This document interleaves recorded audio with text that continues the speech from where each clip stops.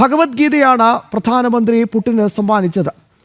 ഗീതയുടെ റഷ്യൻ പതിപ്പാണ് പ്രിയ സുഹൃത്തിന് സ്നേഹസമ്മാനമായി പ്രധാനമന്ത്രി നരേന്ദ്രമോദി സമ്മാനിച്ചത്.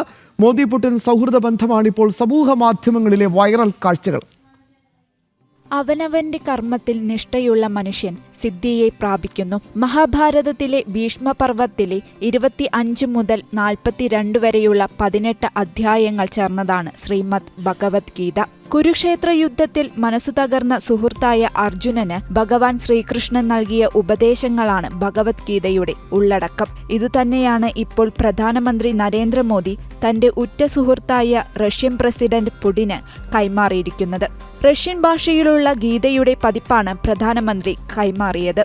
ഗീതയുടെ ഉള്ളടക്കം ലോകമെമ്പാടുമുള്ള ദശലക്ഷക്കണക്കിനാളുകളെ പ്രചോദിപ്പിക്കുന്നതാണെന്ന് ഗീത കൈമാറവെ പ്രധാനമന്ത്രി പറഞ്ഞു. പുടിന് ഗീത സമ്മാനിക്കുന്നതിന്റെ ചിത്രവും പ്രധാനമന്ത്രി തന്റെ എക്സ് അക്കൗണ്ട് വഴി പങ്കുവച്ചിരുന്നു.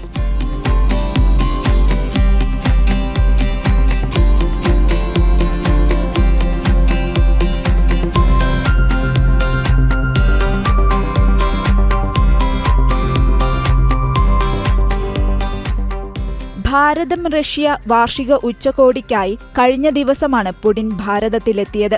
ഡൽഹിയിലെ പാലം വിമാനത്താവളത്തിലെത്തിയ റഷ്യൻ പ്രസിഡന്റിനെ പ്രധാനമന്ത്രി നരേന്ദ്രമോദി നേരിട്ടെത്തിയാണ് സ്വീകരിച്ചത്. ലോക് കല്യാൺ മാർഗിലേക്ക് ഇരുവരും നടത്തിയ കാർ യാത്ര ഇതിനോടകം വൈറലായിരുന്നു. പ്രതിരോധം, വ്യാപാരം, ശാസ്ത്ര സാങ്കേതിക വിദ്യ, സംസ്കാരം തുടങ്ങി നിരവധി മേഖലയിലുള്ള ഇരു രാജ്യങ്ങളുടെയും പരസ്പര സഹകരണം വർദ്ധിപ്പിക്കുന്നതാണ് പുടിന്റെ ഭാരത സന്ദർശനം.